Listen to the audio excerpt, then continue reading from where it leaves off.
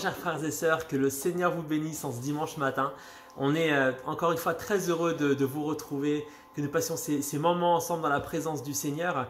On est présents ce matin pour louer Jésus. Amen. Nos regards sont fixés sur lui, nos pensées sont fixées sur lui. Il n'y a rien d'autre qui est important que de louer le Seigneur Jésus ce matin. Et c'est le premier chant que l'on va prendre qui dit « Louez Dieu dans son sanctuaire, louez-le dans l'étendue, où éclate sa puissance. » Notre Seigneur est ainsi ce matin et je vous invite à le louer, non pas avec peut-être l'état de forme, l'état peut-être de stress, la semaine que vous avez eue, cet état que vous avez vous, mais avec l'état où il est lui. Et lui, il est Seigneur, il est majesté, il est merveilleux. Alors ce matin, que tout ce qui respire loue l'Éternel. Mon âme bénit l'Éternel. Amen. Et on va glorifier le nom du Seigneur Jésus ensemble, notre merveilleux Sauveur. Amen.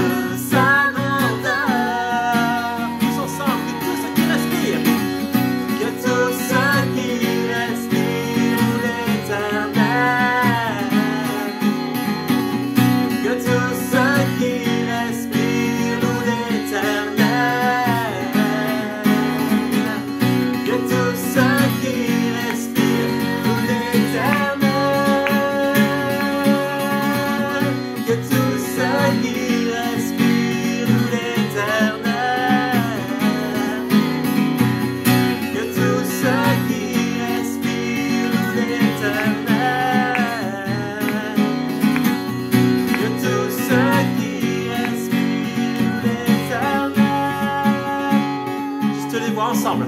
Que tout ce qui respire loue l'Éternel. Que tout ce qui respire loue l'Éternel.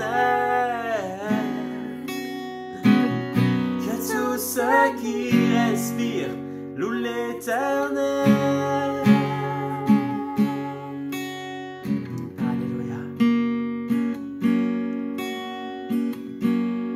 Te louons, nous t'adorons, nous te bénissons ce matin, Seigneur Jésus. Nous voulons crier gloire à ton nom, Seigneur Jésus. Béni soit ton nom dans l'assemblée ce matin. Que ta puissance éclate au milieu de nous, Seigneur Jésus. Que ta vie éclate au milieu de nous, Seigneur. Nous sommes ton peuple, Seigneur. Nous nous présentons devant toi pour te louer et t'adorer. Reçois la gloire, reçois l'adoration, reçois la puissance, car tu en es digne, Seigneur Jésus. Nous aimons ton nom et nous aimons te célébrer ce matin, Seigneur. Alléluia.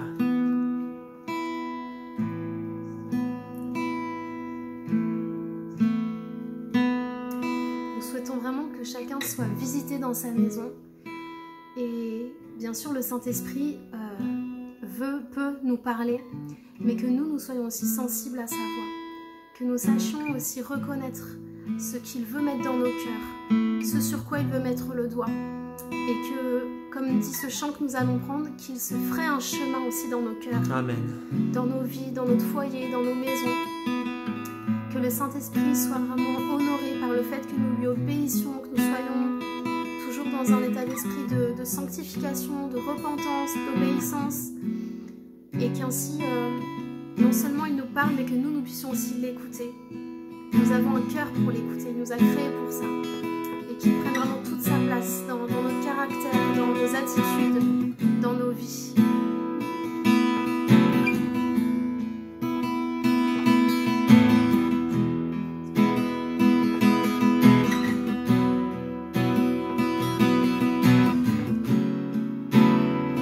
Tu es là.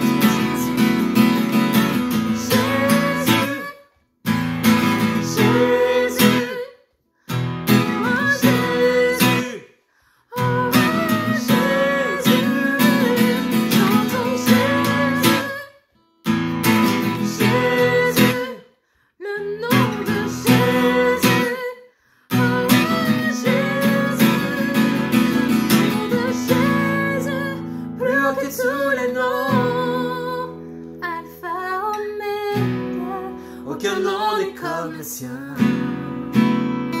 Le nom de Jésus, plus que tous les noms. Alpha, Oméga, aucun nom n'est comme le sien. Alléluia.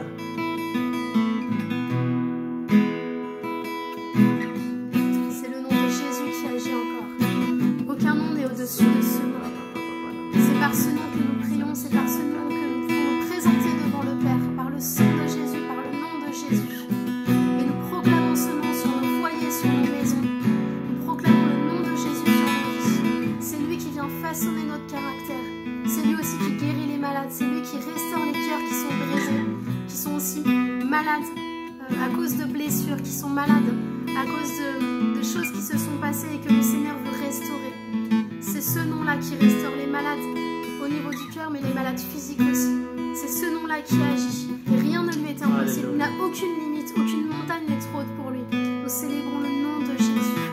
Ce nom qui est celui du berger qui nous aime, le berger du troupeau que nous sommes. Amen. Le nom de Jésus.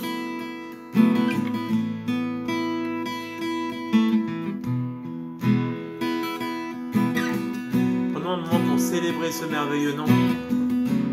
Prenons conscience ce matin vraiment de la qualité du nom de Jésus, la profondeur du nom de Jésus, la puissance du nom de Jésus, l'amour du nom de Jésus. Comprenons ce nom ce matin, invoquons ce nom ce matin, ensemble élevons la voix, ensemble prions, ensemble invoquons, ensemble intercédons, ensemble élevons le nom de celui qui peut tout changer ce matin. Il agit, même si tu ne le vois pas ce matin, alors que tu le loues, il agit. Alléluia, célèbre, célèbre, célèbre. Que les trompettes retentissent ce matin, que les trompettes retentissent au nom de Jésus, et nous croyons que les murailles vont trembler, nous croyons qu'il sera élevé. Alléluia, et aucun nom n'est comme le sien, alors que nous le louons, nous le prions, alors tout genou fléchit devant lui, alors tous les autres noms sont inclinés devant sa puissance, sa magnificence, sa majesté, le puissant nom de Jésus. Alléluia.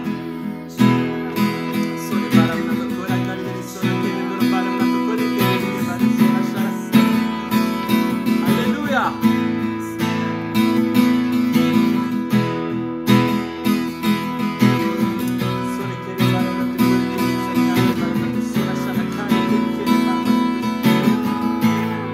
La Bible déclare qu'il n'y a pas d'autre nom qui nous a été donné par lequel nous sommes sauvés. Ce matin, je t'invite vraiment à revendiquer le nom de Jésus sur ta vie, à revendiquer le nom de Jésus sur tes enfants, à revendiquer le nom de Jésus sur ton travail, sur toute situation difficile.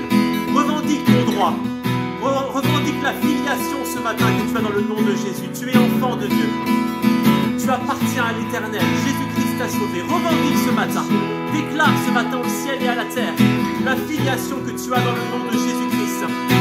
Le sang de Jésus qui te couvre ce matin. Alléluia.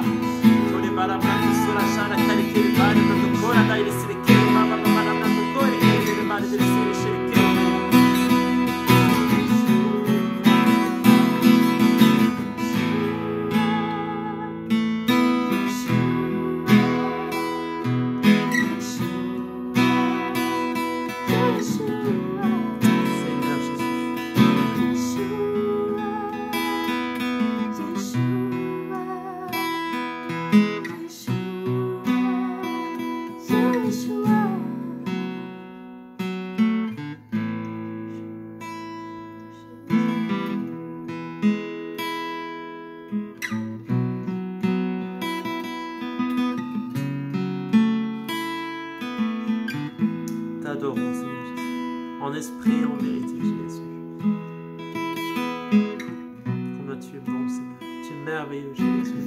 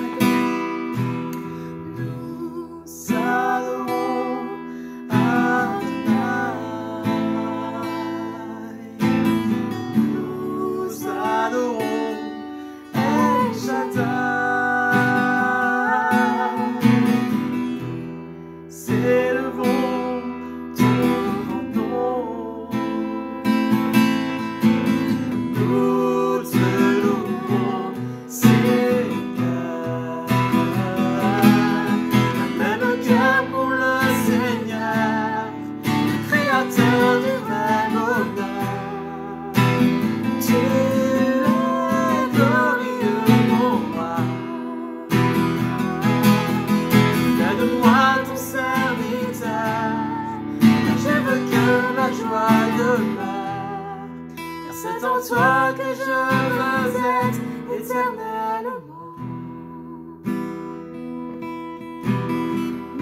Nous adorons Adonai. Nous adorons El Shaddai.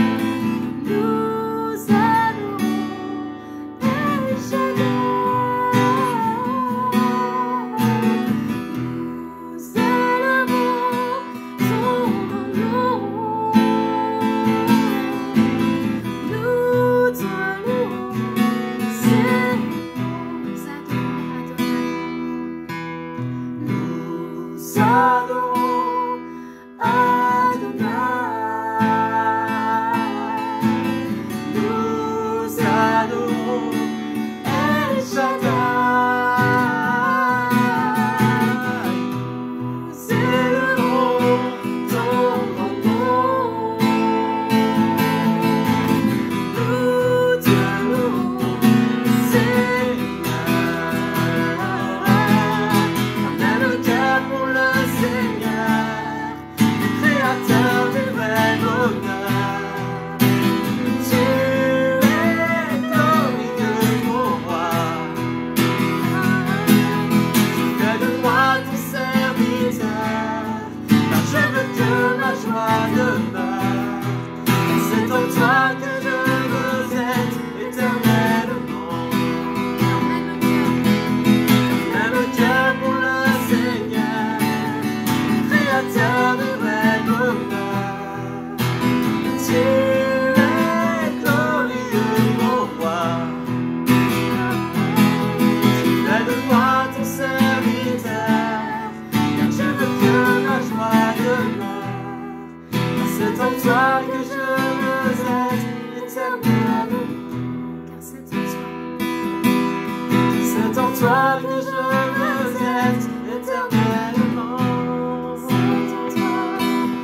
C'est en toi que je veux être éternellement.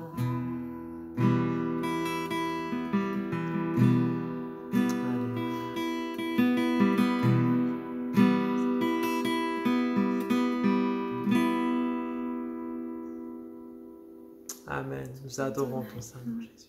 Nous adorons ton Seigneur. Alléluia.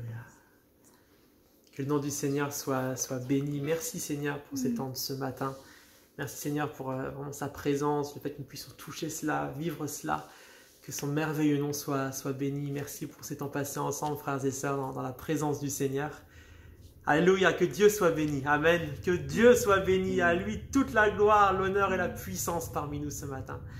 Amen. Nous allons passer maintenant au temps de la prédication, avant que le Seigneur puisse continuer à travailler nos cœurs, alors que nous avons ouvert grand les portes de nos cœurs, de nos vies par cette louange. Nous l'avons adoré, nous avons fait monter vers lui. Nous continuons à faire descendre sa parole jusqu'à nous et remplir nos cœurs.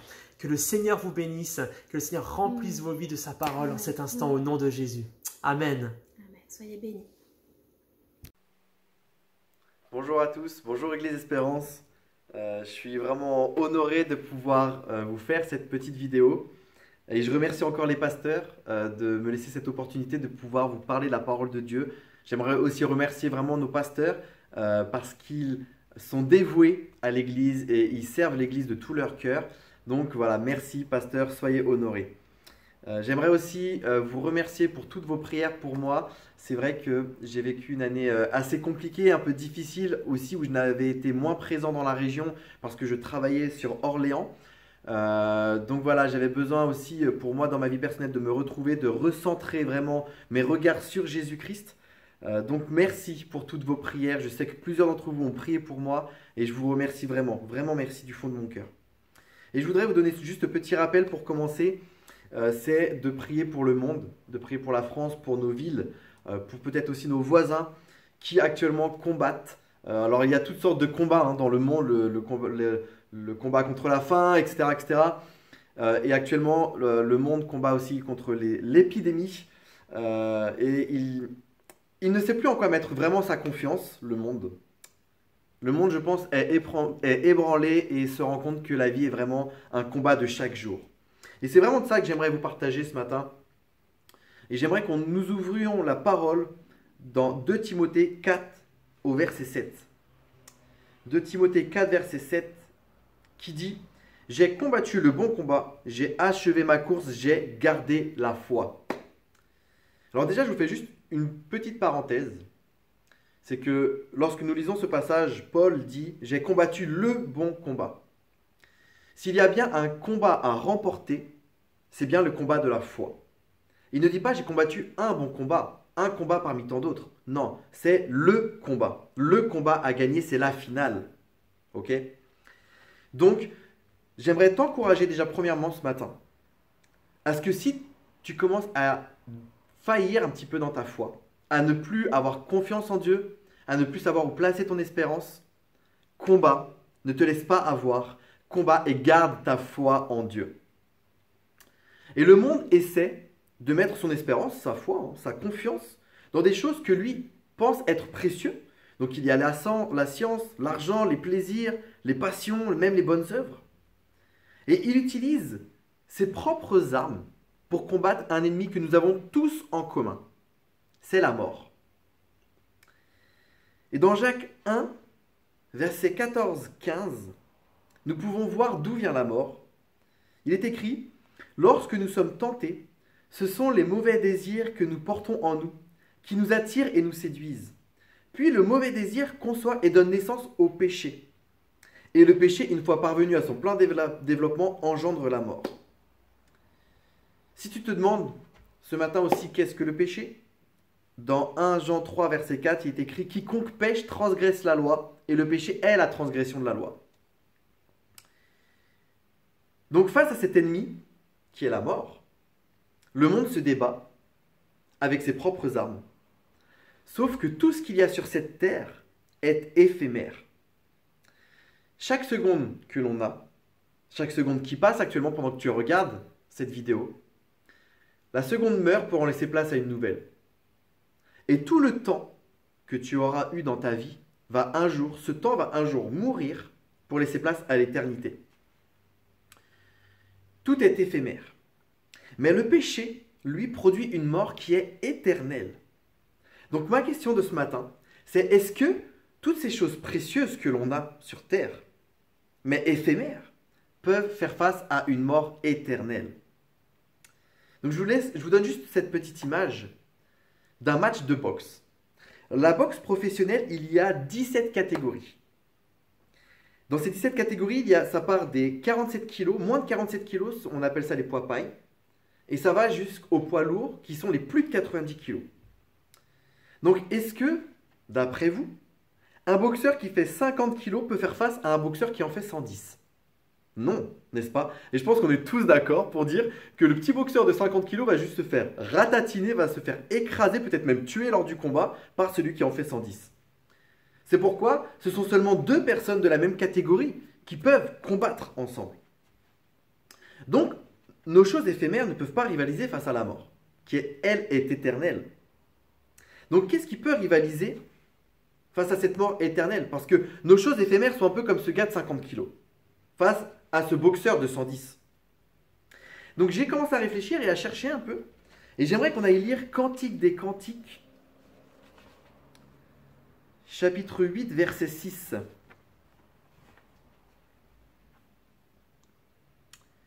Il est écrit « Mets-moi comme un sceau sur ton cœur, comme un sceau sur ton bras. L'amour est fort comme la mort et la passion est inflexible comme le séjour des défunts. » Nous avons trouvé un adversaire qui est fort comme la mort. Mais qu'est-ce que l'amour?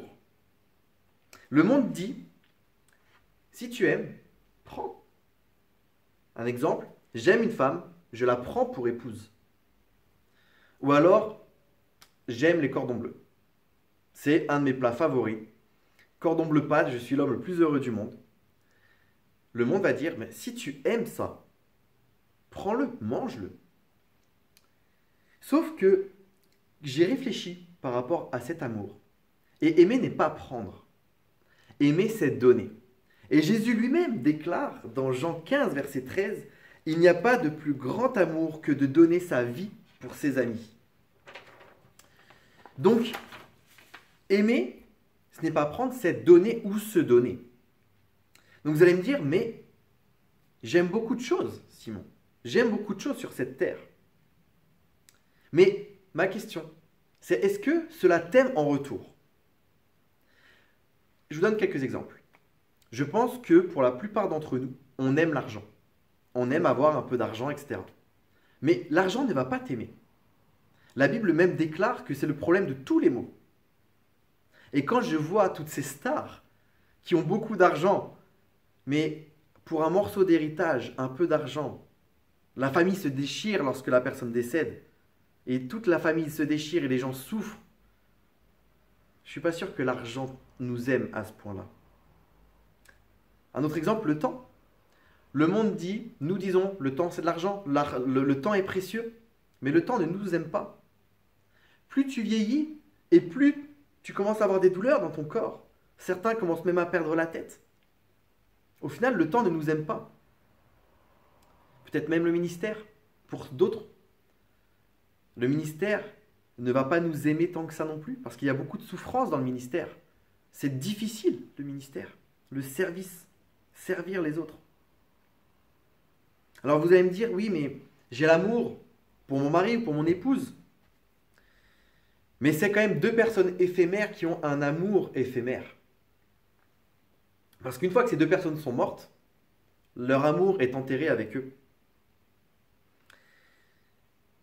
Donc, je pense que pour qu'un amour soit parfait, vous serez d'accord avec moi, c'est donner, se donner, recevoir aussi un amour pour avoir cette pleine relation. Mais toutes ces choses qui sont terrestres ne peuvent pas nous sauver parce qu'elles sont éphémères. Cela reviendrait à aimer ce petit boxeur de 50 kilos, ce petit gars éphémère, qui va faire face à ce boxeur de 110. T'auras beau l'aimer, t'auras beau aimer ce boxeur de 50 kilos, même parier sur lui, ça ne va pas changer le résultat. Une fois lors de la finale, il va se faire écraser. C'est pourquoi la seule chose qui peut contrer la mort éternelle, c'est quelque chose d'éternel. Je répète ça parce que c'est très important. La seule chose qui peut contrer la mort éternelle, c'est quelque chose d'éternel. Qu'est-ce qui est éternel? Deutéronome 6, verset 4 nous dit « Écoute Israël, l'Éternel est notre Dieu, il est le seul éternel. » Enfin, nous trouvons un boxeur qui est vraiment de la même catégorie que le péché et que la mort. Nous pourrions parier sur lui, mettre notre confiance en lui. Mais est-ce que Dieu est d'accord de combattre cette mort éternelle pour nous? Parce que le boxeur de 50 kilos, au final, c'est nous. Nous sommes éphémères. Donc, est-ce que l'Éternel, Dieu, sera d'accord de monter sur le ring à notre place? Et ma réponse est oui. Sa réponse même a été oui. Et il l'a fait par amour. Philippiens 2, 6, 7 nous dit « Lui qui dès l'origine était de condition divine ne chercha pas à profiter de l'égalité avec Dieu, mais il s'est dépouillé lui-même et il a pris la condition du serviteur. » C'est déjà une preuve d'amour immense parce que Jésus n'est pas un combattant lambda. Ce n'est pas un gars de la catégorie poids lourd juste comme ça. C'est un prince qui a décidé de quitter son royaume pour venir combattre pour toi, monter sur le ring à ta place, par amour pour toi. C'est déjà une preuve d'amour énorme, n'est-ce pas? Et un autre verset que nous connaissons tous, qui nous montre que Dieu nous a aimés et qu'il a combattu pour nous. Jean 3,16 « Car Dieu a tant aimé le monde qu'il a donné son Fils, afin que quiconque croit ne périsse point, mais qu'il ait la vie éternelle. » Donc la seule et unique chose qui nous sauve de ce combat face au péché et la mort, face à ce gars de 110 kilos, c'est l'amour de Dieu qu'il a manifesté par le don de Jésus-Christ à la croix. Et c'est un amour qui est éternel. Et c'est pourquoi même dès l'Ancien Testament, on peut voir Dieu qui agit comme un vrai gentleman, qui nous laisse le choix de l'aimer, qui ne nous force pas. Il nous conseille seulement de l'aimer, aussi à son tour. Parce que pour qu'un amour soit parfait, il faut que l'amour soit réciproque. Dans 1 Jean 4, verset 19, nous pouvons voir que cet amour est réciproque. Quant à nous, nous aimons parce que Dieu nous a aimés le premier. Et parce que deux personnes s'aiment, un mariage a donc lieu, n'est-ce pas? Et c'est un mariage éternel. Lorsque nous choisissons de suivre Jésus-Christ, il n'y a pas de retour possible. C'est un mariage, un engagement. Et comme chaque personne qui se marie, tu dois laisser derrière toi ta vie de célibataire. Tu abandonnes ton ancienne vie pour entrer dans cette vie à deux. Il faut donc se repentir, faire mourir l'homme célibataire en toi et suivre Jésus-Christ. Et frères et sœurs, ne croyons pas que c'est Jésus qui va nous suivre. C'est lui qui a gagné le combat. C'est lui qui est le champion du monde, qui a la ceinture catégorie poids lourd. Il a vaincu la mort à la croix il y a 2000 ans. Ce n'est pas lui qui va suivre le petit boxeur de 50 kilos. C'est à nous de le suivre et de le prendre comme exemple. Parce que c'est seulement lui qui délivre, c'est seulement lui qui est l'époux qui nous a tant aimés et qui nous a délivrés du péché et de la mort. Et parce qu'il a fait ce sacrifice, Hébreux 5, verset 9 nous dit « Parfaitement qualifié, il est devenu pour tous ceux qui lui obéissent, l'auteur d'un salut éternel. » Ce salut, quand tu obéis au Seigneur, est éternel. Alors il y a des combats que nous ne pouvons pas gagner, c'est vrai.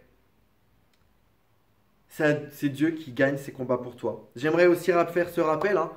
Tu n'es pas un tueur de géants comme David. Ce n'est pas toi qui tue le géant, c'est Dieu. C'est l'amour de Dieu pour son peuple qui terrasse les géants. Nous, on a juste besoin de mettre notre confiance, notre foi, notre espérance en lui et de faire tous nos efforts pour lui plaire. Alors notre époux fera son entrée et va nous délivrer. Cessons de penser que tout repose sur un homme et ses capacités. Et oh, je répète, arrêtez de croire que tout va reposer sur vous. C'est faux. Dieu ne va pas construire quelque chose bâti sur les hommes. Il va bâtir sur lui-même. C'est pourquoi, si nous aussi nous voulons construire notre vie, bâtir notre vie, il ne faut pas la bâtir ni sur nous, ni sur les choses de ce monde terrestre, mais sur Jésus-Christ, mort et ressuscité. Et c'est pour ça qu'il est la pierre angulaire. Et lorsque nous lisons Jude, versets 20-21, vous allez aller le lire, donc Jude, versets 20 et 21, il n'y a pas de chapitre, il n'y a qu'un seul chapitre dans Jude. Il est écrit « Mais vous, mes chers amis, bâtissez votre vie sur le fondement de votre foi très sainte, priez par le Saint-Esprit. Maintenez-vous dans l'amour de Dieu en attendant que notre Seigneur Jésus-Christ, dans sa compassion, vous accorde la vie éternelle. » Frères et sœurs, notre vie doit être bâtie sur notre foi, sur cette confiance que Dieu nous aime. Il n'y a que l'amour de Dieu qui viendra nous sauver. C'est que seulement son amour qui nous sauve. C'est sa grâce qui nous sauve. Ce n'est pas nos belles œuvres, ce n'est pas les bonnes choses que nous pouvons faire, parce que toutes ces choses-là sont éphémères et face à la mort éternelle, cela ne peut rien faire. Seulement son amour qui peut nous sauver, nous délivrer. Maintenons-nous dans cet amour, restons dans cet amour, demeurons dans cet amour et bâtissons, édifions notre vie dans cet amour. Si nous voulons réveiller le monde et partager cette espérance, ça a été le sujet de cette année, c'est le nom de notre Église. Je pense que nous devons vraiment garder ça en tête, c'est que malgré les épreuves, les temps difficiles, Dieu nous aime. Et il faut garder notre espérance là-dedans. Et parce que nous demeurons dans cet amour, Jude va dire au verset 24, « À celui qui peut vous garder de toute chute et vous faire paraître en sa présence glorieuse, sans reproche et exultant de joie. » Dieu va te garder, il va te secourir, il va te délivrer des combats, de toutes ces choses-là, parce que tu te seras gardé dans son amour et tu ne seras pas allé au-delà. Tu ne seras pas allé plus loin que ça. C'est ce que Adam et Ève ont fait. Adam et Ève auraient pu demeurer dans l'amour de Dieu, mais ils sont allés plus loin que ça. Ils ont dépassé cet amour. Et ils sont allés pécher contre Dieu en mangeant de l'arbre de la connaissance du bien et du mal. Quand je regarde dans la Bible, pour finir, je regarde dans la Bible Paul et Silas qui sont en prison et qui pouvaient chanter des cantiques en plein milieu de la nuit. Ils étaient dans la joie, alors qu'ils vivaient des choses terribles, des difficultés, des épreuves. Ça peut être que le fruit de l'amour de Dieu dans nos vies. Et c'est seulement parce qu'ils savaient que Dieu les aimait, que peu importe leurs conditions, peu importe ce qui leur arrivait, cela n'allait rien changer. Et que rien ne pourrait les séparer de cet amour. Comme aux Romains 10, Romains 8. Donc pour terminer, j'aimerais vraiment vous encourager aussi à ne pas laisser l'ennemi de nos âmes, Satan, atteindre votre foi. Parce que c'est son objectif. Lorsque le diable attaque, lorsqu'il attaque ton mariage, lorsqu'il attaque ta famille, lorsqu'il attaque ton travail, peut-être qu'il t'attaque toi physiquement par des maladies ou toutes sortes de choses. Lorsque le diable t'attaque, ce n'est pas juste pour détruire ton mariage, détruire ta famille, te faire perdre ton travail. Son réel objectif, c'est ta foi. Lorsqu'il commence à toucher ta foi, c'est là que le vrai combat commence. Parce qu'il sait que sans la foi, il est impossible de plaire à Dieu. Hébreux 11, verset 6 nous le dit clairement. Or, sans la foi, il est impossible de lui plaire. Si le diable arrive à te faire perdre ta foi, ton espérance, ta confiance en Dieu, alors il commence à gagner. Il commence à te mettre des droites sur ce combat, pendant ce combat, et il commence à gagner. Garde la foi, combat ce bon combat, garde ton espérance en Dieu, parce qu'il t'a aimé. Il t'aime et il t'aimera pour l'éternité. Pour finir, si tu désires plus de renseignements sur cet amour, sur ce combat, qu'est-ce que c'est que ce combat, ou même le salut que Dieu nous donne, je t'encourage à partager avec les pasteurs de l'église Espérance ou avec d'autres, peut-être si tu as envie. Ils sont tous à ta disposition. J'aimerais terminer juste par te dire que tout n'est que pur amour et pure grâce venant de Dieu. Que le Seigneur vous bénisse, Église Espérance, et à très vite, j'espère. Merci Simon pour le partage de la parole du Seigneur. Mes frères et sœurs, notre culte touche à sa fin. Donc que le Seigneur vous bénisse. Je vous souhaite une excellente semaine à vous, à vos familles. Bénédiction sur vos maisons. Et comme la semaine dernière, nous allons nous laisser avec une petite surprise. Cette semaine, c'est la famille Clotaire qui a un message pour nous tous, qui a une vidéo avec un message spécial pour nous. Donc je vous laisse sur ces quelques mots et une excellente semaine à vous tous. À bientôt. Bien clair et tout. Bonjour à tous, frères et sœurs. Ma famille et moi allons vous apporter une parole qui nous tenait à cœur. Dans Jean 1, verset 4, il est écrit « En elle, il y avait la vie, et cette vie était la lumière des êtres humains. » Alors nous pouvons nous poser la question, qui est notre lumière? Frères et sœurs, amis de la vérité, à travers ce verset, nous pouvons constater que notre lumière n'est pas d'ici, mais elle n'est autre qu'en Jésus-Christ.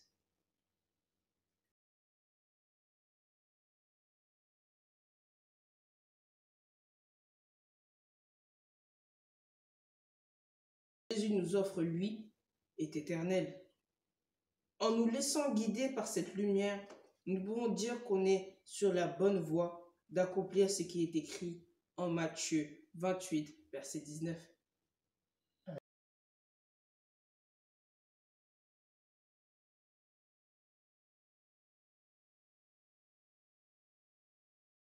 Je vais vous partager une petite prière. Amen. Père éternel, merci pour cette parole, Seigneur Jésus. Gloire à ton nom, Seigneur Jésus. Merci pour toutes choses, Père. Amen. Amen. Soyez bénis. Soyez bénis. On fait des bisous.